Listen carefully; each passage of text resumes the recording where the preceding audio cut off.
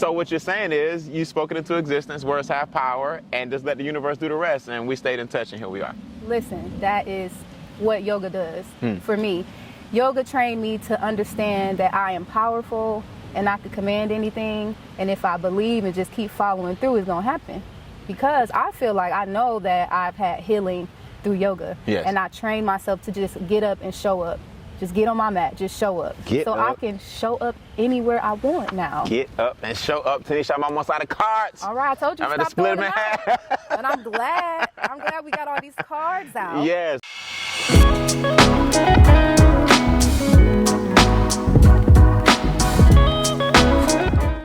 It is a great day to change lives. We are back with another episode of the Instincts Pondcast. And when I tell you it's a great day to change lives, that's exactly what we're going to do with my special guest.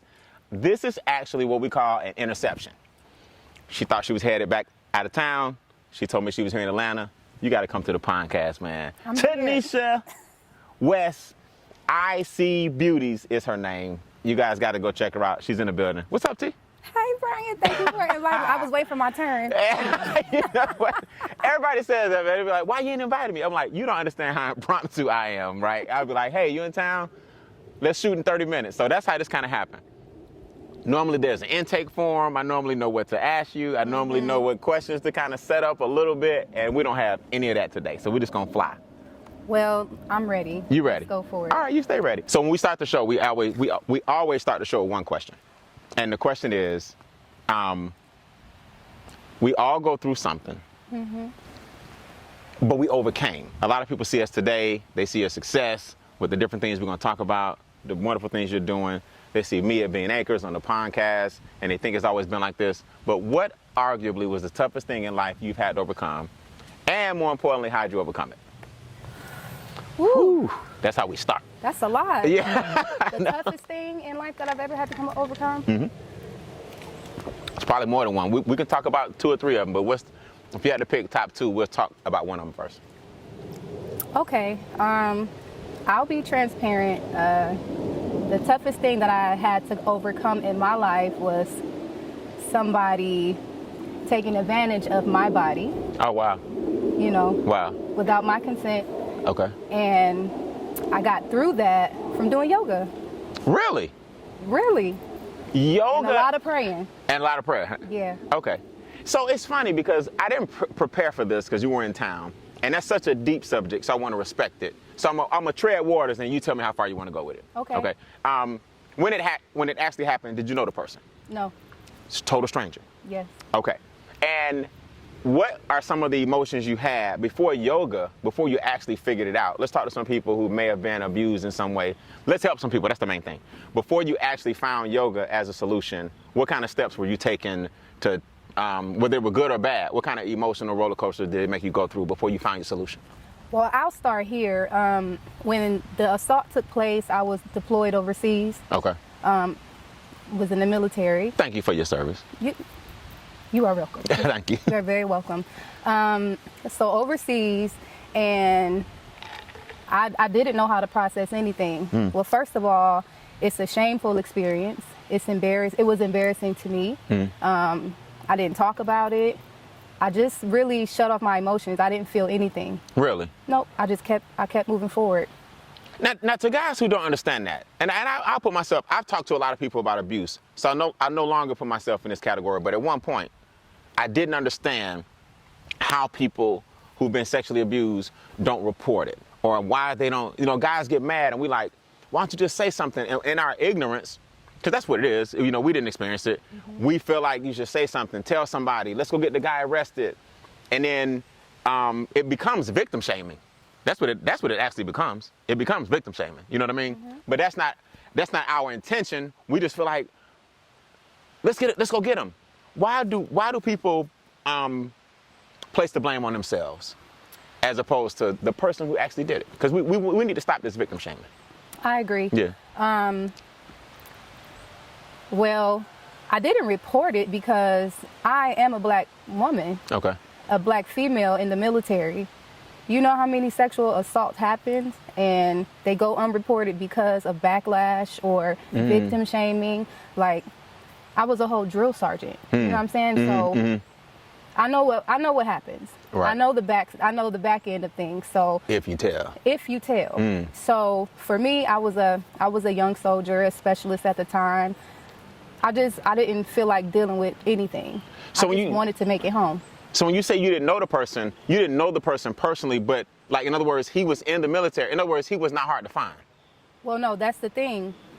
Or I guess I got to tell you everything. Well, I'm not going to tell you everything. What you want to tell? When we were deployed, it was a bunch of other armed forces that were on the same fob as us. Okay. And I was a truck driver, so we traveled to different places. And at one of these locations, that's where it happened. Got you. So okay. I couldn't tell you, like, oh, it's this name, it's this, you know. But it was a fellow soldier. Yes. Okay, understood. Now, it happens. You don't tell anybody because you know about the backlash that could come with it. Mm-hmm. So you keep it inside. Mm-hmm. And you have all these thoughts. I can't even imagine. Anger. A lot of anger. Just what could I've done differently? Mm-hmm. I shouldn't have been out here by myself. I should have listened. That's my thing. I'm listening now. So you start blaming yourself. Exactly, of course. That's the first response. That was the first response. Okay. Because I had 2 battle buddies. I was not supposed to go anywhere without these 2 guys, right? One night I wanted to get in the shower and they didn't want to get up. And I left out the tent. And it happened when you violated that rule. Exactly. So you felt like you should have, had you just stuck to what you knew, it wouldn't have happened. Spot on. But now that we know better, it's 100% the other person's fault. It's 100% the other person's fault. Yeah. But how I internalized that never happened to me before. Like, what's wrong with me? Why would anybody even think that was okay to do that to me? Correct. Me, Tanesha? Correct. You don't try, you know? Yeah. So I just internalized all of that and I said, you know what? Nothing's going to happen anyway. It's going to be my fault anyway. So let's save some people. For somebody else that happens to, the older Tanesha looking back on the younger Tanesha, what would you say to somebody who's thinking that now? Like, in other words, we know better now. Do you encourage them to speak out? Do you encourage them? What do you say to somebody that happens to now? I would encourage anybody to speak out. And if you can't do it on your own, somebody close to you will definitely stand up for you. Definitely. Without worrying about consequence or backlash. Exactly. Okay. So let me ask you this. How did we go from blaming ourselves? Let's overcome it. Give me some steps. Let people know it's okay. I know you felt the shame. I know you felt guilty. I know a part of you felt responsible. And I know it wasn't overnight. And you probably still reeled from it a little bit or a lot. What kind of stages did you go through before you finally found yoga and I See Beauties and became the person you are today? Let's talk about that ramp up. So first, we're ashamed, we're embarrassed, we don't know how to process it. What kind of things were you doing when you were in that phase? Did you turn to alcohol? Did you turn to abusive relationships? Did you turn to, like, people spiral from that? So I want to help some people understand that if you're in a certain mindset and behaving a certain way, a lot of times it's because of what happened to you. Yes. Before we got better, what'd you do worse? Well, I started to drink wine every single day. Did you? Once I got home from my deployment, I was angry, of course, and I wanted to share, but I just couldn't. Even my best friend, I couldn't tell her. And I used to look at her and I just be like, I really want to tell you, but I just can't. Really? I just couldn't. I couldn't face telling my father, my mother, like nobody. So I did just dive deep into work. I worked myself to the bone, so I just couldn't think about anything else, you know? Right. I started to drink wine every single day. So every day I would at least have 1 bottle of full wine. Really? Getting drunk off wine. Trying to suppress it, right. I get you. Right, anything. And then one day I called my mom and I was just like, I'm drinking wine every single day. I need help. Like, that was it. I still didn't tell her. I realized what I was doing. I realized what I was doing to myself. And so, of course, I started working out, just processing it. Like, if a man was looking at me, a stranger, I'd be like, I used to try to cover myself up more, like wear baggier clothes or not go out. I stopped going out. I stopped, just try not to be attractive. Try not to be attractive. I got you, yeah. I really try not to be attractive. Got you. Wow.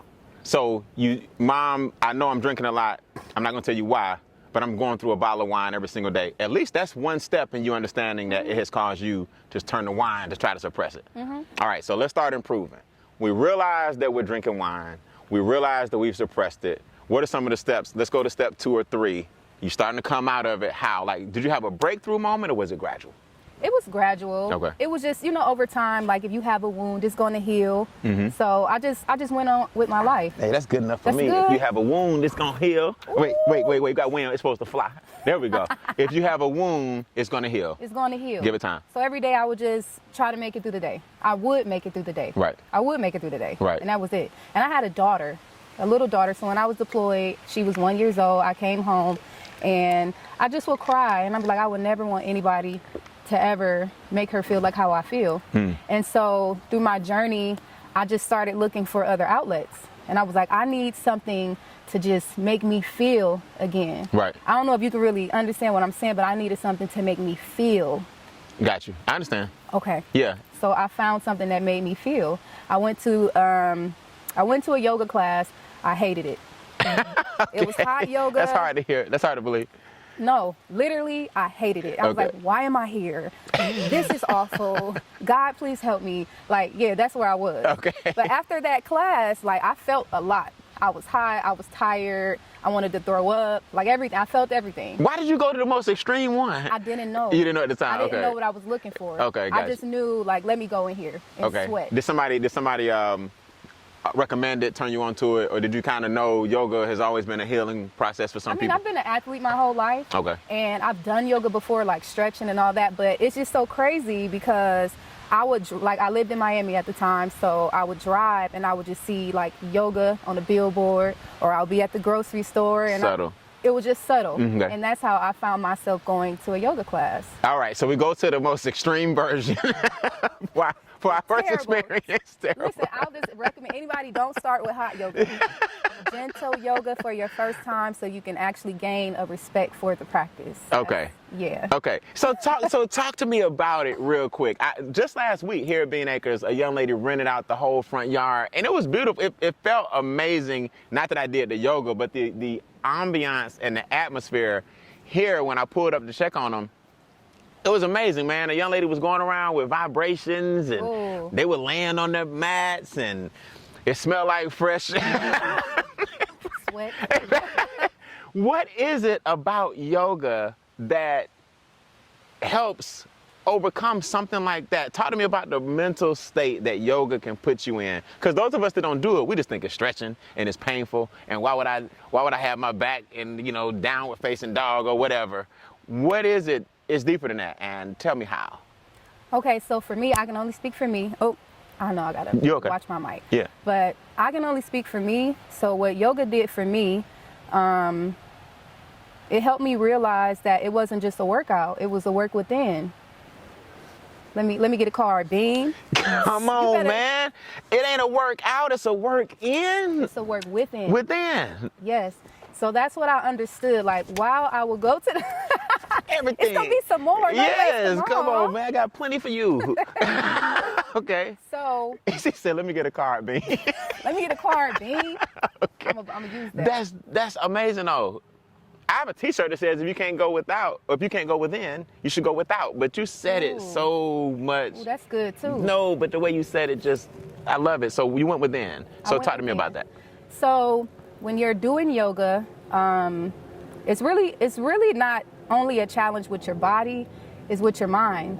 It's with your intestinal fortitude. Okay. So anybody can stand still for 5 seconds, right? If you're able to do so. But if you're there and you have the option to quit and you don't, that's the work within. That's the thing that's going to propel you forward. You know what I'm saying?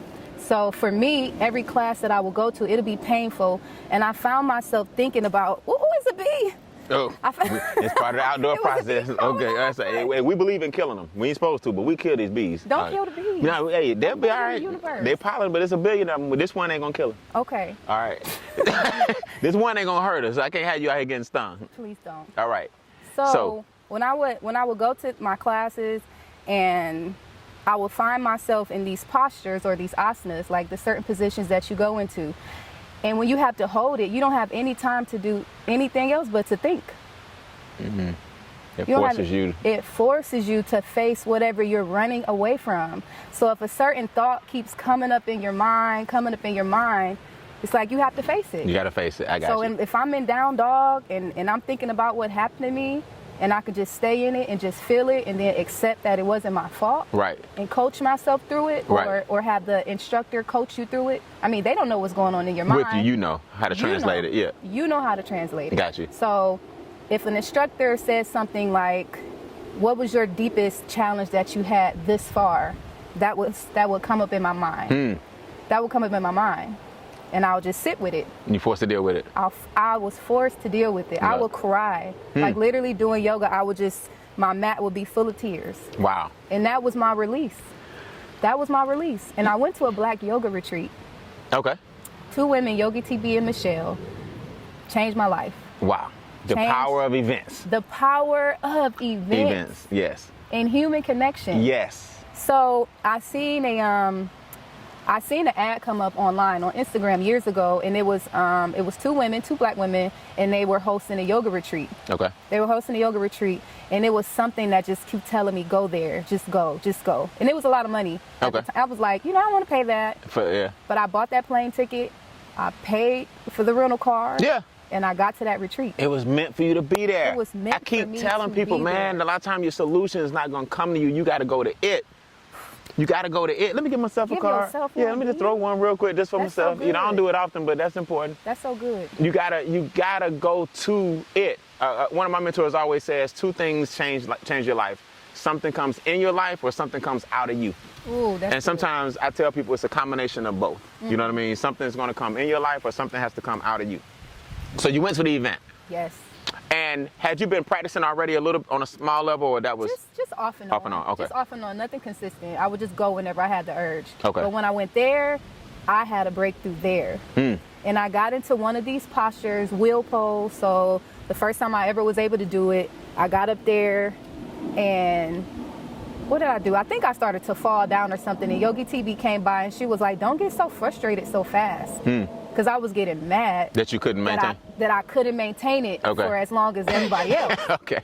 But I had never bent my back that way. Right, of course. And when she walked past me and she said that, it triggered me so bad. Well, of course everybody that was there seen it, because I just could not stop crying. Like I just started crying uncontrollably. Because of that comment, you related it, she meant it one way, but you took it another way like you were supposed to take it, and it brought something out of you. It brought something out of me.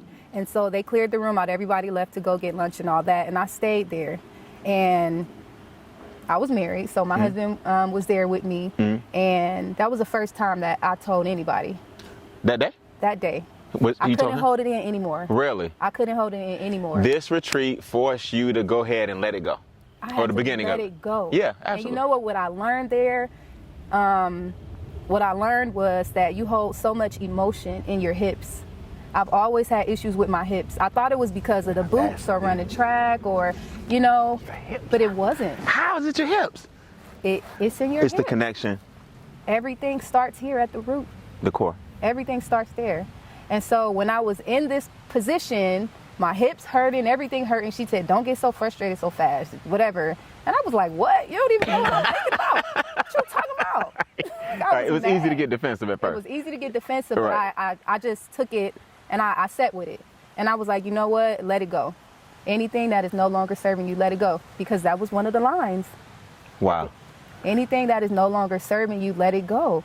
Like, why am I thinking about this every day? Why am I, talking bad to myself? Right. Why am I feeling ugly? Right. Like, let it go. That incident is still controlling you until you let it go. It was controlling me for years. Yeah. For years. I still suffer with a lot of forgiveness and not being able to forgive. And they always say not forgiving is like drinking poison and waiting on the other person to die.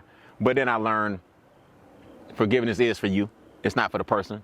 It don't mean at all that we condone what happened. It doesn't mean at all that he shouldn't be held responsible. It doesn't mean at all that he's not accountable. What it means is how long are we going to let that hurt us, and you handling it way better than I have as far as situations where forgiveness is warranted. And I applaud you. Thank you. I applaud you, first of all. I wasn't handling it well. Let me just be clear. Right. I learned how to manage. I got you. I learned how to cope. I learned how to face it. Yeah. That's it. So, man, you are the first person, and I know a lot of people that do yoga, but I think I just had my aha moment. maybe they were explaining it to me and I just didn't get it. Or maybe I wasn't ready to receive it. It may not be their fault. But you're the first person to really, man, let me go find me a mat, man. And I got one in the car. I just did some yoga this morning with somebody. Did you really? Okay, so we get through the pain. We become more flexible.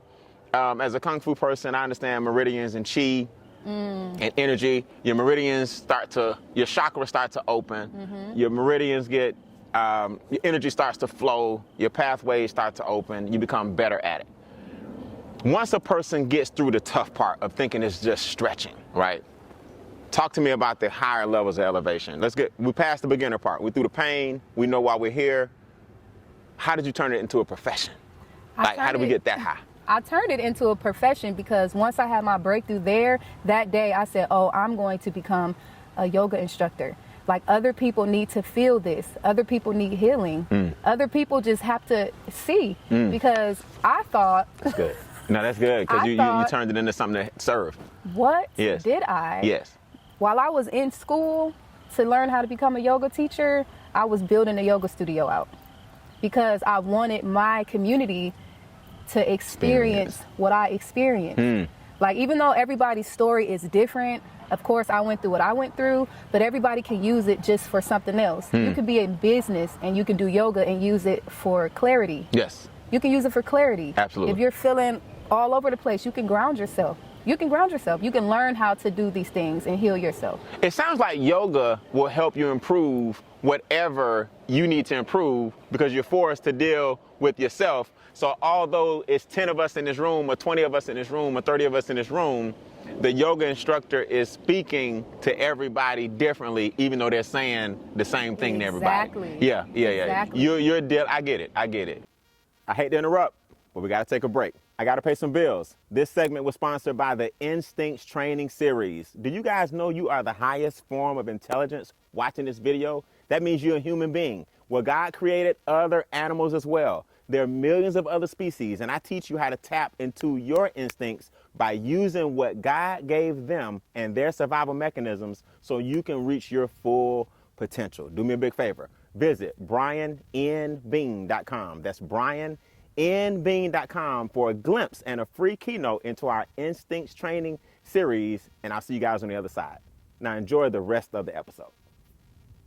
And when I say during my class, this is your practice. Right. If you don't want to do what I do, you don't have to. This is your practice. Right. Get what you need from it. Yes. Leave whatever you don't on the mat. Okay, so you feel like the community has to hear it. We gotta open up a studio. Let's talk entrepreneurship for a minute. So you're in class as a student, not an instructor, but you already had the foresight to go ahead and start. Like you were committed to finishing and getting your studio. Talk to me about what made you so confident. For everybody listening, she got the studio up and running before she was even certified to teach. Exactly. They say if you build it, they will come. If you build it, they will come. Talk to me about the process and give the people the confidence to know that they need to go ahead and get going, not just in yoga, whatever they're doing, get started. Well, talk to me about the process? So, confidence. Okay, so whenever I would go to any of these yoga classes, it'll be me in my brown self. Okay. Hey y'all, just there. I have a video I'll show you after we finish here. It was 40 people in the class. Okay. And it was only one of me in the class. Really? So if you're just sitting in the back looking at all of this, it's like, yo, it need to be some more representation. More representation, yeah. Like, people don't know what they're missing out on. That's right. That's how I feel. I was like, when I went to that retreat and I seen all these black yogis, I said, I ain't know all these black people. It was the most beautiful thing I have ever experienced. That's good. The intelligent conversations that we had, just building a community, like the campfire talks. It was like, yo, I love like-minded people. Nice. And I know I feel like I'm a weirdo, and so a lot of things that I like, some of my friends don't like. Got it. They be like, and oh, that's okay. just for white girls. Right. Like, nah, this helped me. This helped you. Let me just put it here so anybody who needs it, it's available. And so the name of the studio is We Do Yoga Too. Really? That's the name of the company. That's the name of the company. We Do Yoga Too. That's right. We Do Yoga Too. That's right. T-O-O. Right. Two. Good. Yes. Wow. Yes. I feel like I've taken a course already. I feel better about myself just listening to you. All right, so. I have that effect, by the way. Yeah. Just saying. God loves me, and He loves you too. Yes. So talk to me real quick about the different types of yoga. Let me talk about the one that I don't understand, but you might. But then again, I don't understand a lot of stuff. That's why I love talking to people. Goat yoga. Oh, I don't play with goat yoga. Well, I mean, no. I know it's the Instincts Podcast, but I'm not playing with no goats in yoga. Right, but I like, don't get it. I don't. So I'm not alone. What is up with the goats on my back while I'm doing my yoga? I don't know what kind of effect that's supposed to have on people. And I wasn't even interested in learning, because once I seen it, because somebody else asked me, like, you ever did goat yoga? And I said, what? What is that? And I looked up some videos on YouTube. YouTube is such a powerful tool. It is. I looked up some videos and I was like, oh no, that ain't for me. That ain't for me. Is the goat on your back? The goat is touching you, crawling on you, everything. Okay, has anybody ever explained it to you? They don't have to. I'm not interested. I know, nope, that's it. My brain is shut off. I'm not listening. Okay, so let's dial it back. You know, this is the Instincts Podcast. So I had to start with the animal. So, okay, forget goat yoga. Let's start down and work our way up. The hot yoga is really tough. So are there different stages or tiers, like different, give me some different classifications of yoga. Well, it's chair yoga, so anybody with a disability or they can't really move around that much, or a elderly person, right, they can do chair yoga. So you can sit in a chair and, you know, you can still do modifications. Good. Okay. Right? So there are no limitations. It'll fit that particular person. You can always modify anything in yoga. That's the beautiful thing. Okay. Even how you breathe, you can modify it. Okay. You are in control, even of your breath. Okay. That's so cool. I don't know. People think I get so excited when I think about breathing, because that's just signifying that you are alive. That's right. You have the power to just control whatever, even your breath that's keeping you alive. Mm-hmm. You can put it on pause. That's just like if you're going through something, put it on pause or move from it. Or take a deep one. Or take a deep one. Right. Right. And let it out. Right. Or speed it up. Or speed it up. Accelerate So that's what I do, vinyasa. So it's a constant flow of movement. Okay. So during my class, it's a constant flow of movement. We go up and we come down. Get your heart rate up, settle you down. We have fun. So that's what I like to do. It's all encompassing. It's all encompassing. So we got chair yoga for those, okay, and then I would say, for lack of a better word, then you have like basic yoga, like introductions. Beginner's yoga. Gentle yoga. So if you don't want to be up and down, constantly moving, you want something more calming and, you know. Right. If you want to go to sleep, don't come to my class. Gotcha. Don't come to my class. That's all I'm going to say. Okay. So what about, okay, so let's go up intermediate to advanced. What's the difference now? Is it the positions? It's the asanas, yeah, the positions. The asanas are the positions. Mm-hmm. Okay. How deep you can get into something. So how far do you want to go? So those are the people that you say, oh, okay. So if you see them going this way, they just have, like, I feel like a different kind of mindset, like mentally tough. And they're ready for they're ready for an extreme level of depth and physicality. And physicality. Right. Yeah. I got you. Okay. Because a lot of stuff I still can't do. Right. Of course. Yeah. Well, let me not say can't. Haven't got to yet. I haven't got there yet. I got you. Yeah. Yeah. Absolutely. Watch the words. Yes. You told me that, Brian. Hey, man, words are powerful. Words are so powerful. Talk to me about energy and vibration and thoughts. Like, yoga has to encompass these things that I believe in, but I want to hear from your perspective how you think about, what you think about and bring to yourself. Vibrations, energy, chi. Talk to me about the relationship between the physical and the not. I don't know if you realize this or not. Okay. I manifested this moment. I'm here with you. That's a vibration. Remember when I first met you? Yes, I do. In the first 5 seconds, I was like, oh, you want to be my friend? Right. This is true. Now, this is true. This is true. Within the first 5 seconds, that's what you said. So shocked. You was like, yeah. Yeah. That's true. I said, I'm going to get your number. Don't forget me. I'm Tanesha. Yes, I remember. Yeah. And look at us now. And look, we're here. I said I'm going to be on your podcast. This is true. Podcast. The podcast. So what you're saying is you spoke it into existence, words have power, and just let the universe do the rest. And we stayed in touch, and here we are. Listen, that is what yoga does for me. Yoga trained me to understand that I am powerful and I can command anything. And if I believe and just keep following through, it's going to happen. Because I feel like I know that I've had healing through yoga. Yes. And I trained myself to just get up and show up. Just get on my mat, just show up. I can show up anywhere I want now. Get up and show up, Tanesha. I'm almost out of cards. All right, I told you I'm stop throwing them out. And I'm glad we got all these cards out. Yes, man, absolutely. Let me make an observation real quick. We're gonna tell everybody where to find you and what you're doing now. Russell Simmons is aging backwards. This guy looks like way better than he did 20 years ago. And I heard that he is like really serious and he's an instructor and this and that. How is it that you can reach a certain level, I guess it's all in the mind, where it even affects your physical appearance? Like, in other words, he doesn't look as old as he really is. Have you seen that kind of manifestation happen with Like people? you? Well, I credit it to something else. I think I credit it to just having good genes. But I appreciate you. But I guess so. I mean he when is you're aging not- backwards. Is it that, I guess, not stress? It's not that he's aging backwards. He's just not stressing. Yeah. Not stressing. When you just sit back and just take a step back and look at everything, even right now, it's Right. just like, We thank you. chilling. Like, we chilling. Right. We don't have no stress. None. You told me to come over here. I got dressed in the car. That ain't, it's just like, yeah, it's just like you just live a life of ease. Yes. Yoga is helping me live a life of ease. That's it. It helps me to live. Live a life of ease. Yes, I because love I it. can just take my focus on what happened, or not even about the situation or anything throughout the day. Period. It's just like, take a breath. Like, it's It ain't not that that serious. serious. It's not that serious. That's my every single day I tell somebody that, or to myself, it's not that serious. It's not that serious. Whatever. And that's why you aging backwards too. Well, you know. Shout out to Tony, my mom. Yes, good genes, man. So what are you doing now? Where can they find you? What's your hashtag? What's your Instagram? What's your YouTube? Whatever platforms. I know it's I See Beauties. Where and what can they expect to see? Okay, this is my time. All right. So since I'm here with the great Brian Bean, thank you for extending your platform to me. My name is Tanesha, better known as IC Beauties. I am a licensed cosmetologist. You can follow me on Instagram at IC Beauties. It's plural, ISEEBEAUTIES. And you can follow We Do Yoga Too, TOO. I also partner with a Black-owned TV network. I remember that. Talk to me about it because I'm looking forward to it. I want to collab Yes. with you on this. Yes. That's the most recent blessing. Talk about it.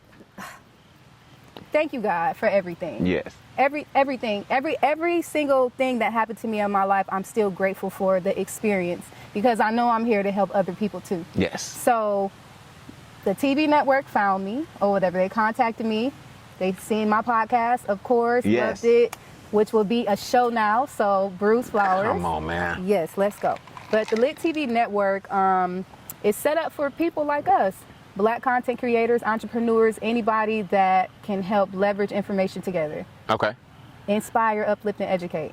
So Brian Bean, You're going to have me on the network, man. I'm not going to have you on the network. You're going to own your own channel. You're going to own your own channel. That's it.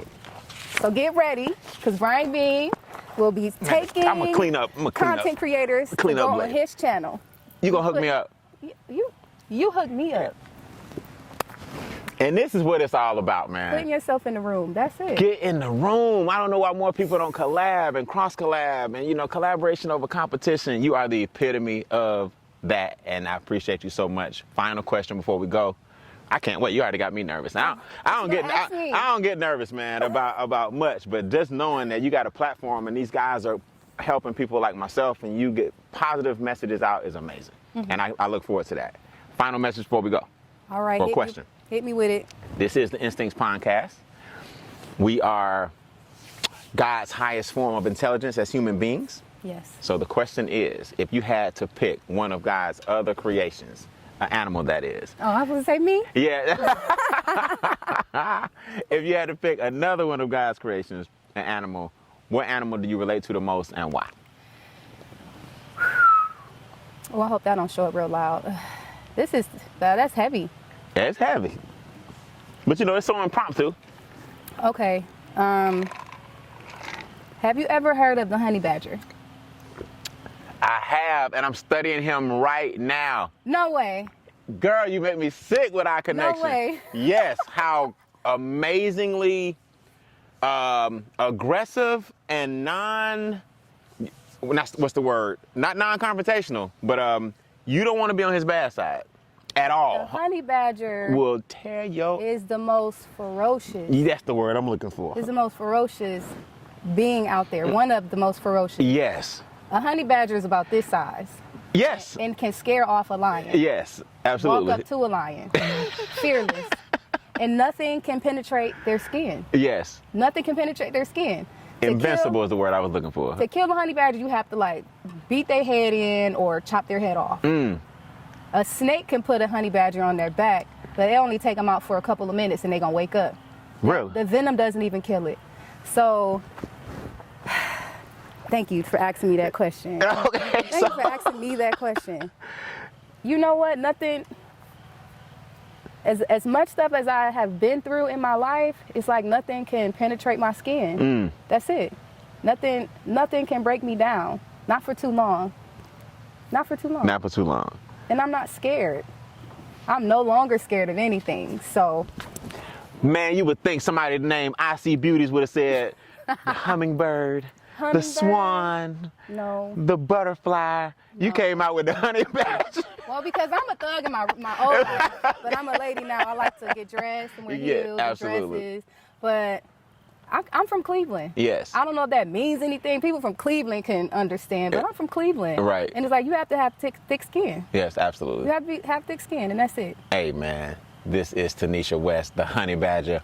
Don't pull up on her or you're going to have to deal with her and then you're going to deal with me. And none of y'all want to see me in these streets. In these, no, I'm just kidding. All right, man. Hey, I See Beauties, it's been a pleasure. I now understand yoga more than I ever did before. And I promise you guys, man, if she can overcome what she overcame here, then you can overcome anything. It's a great day to change lives. We'll see you guys on the next Instincts Pondcast.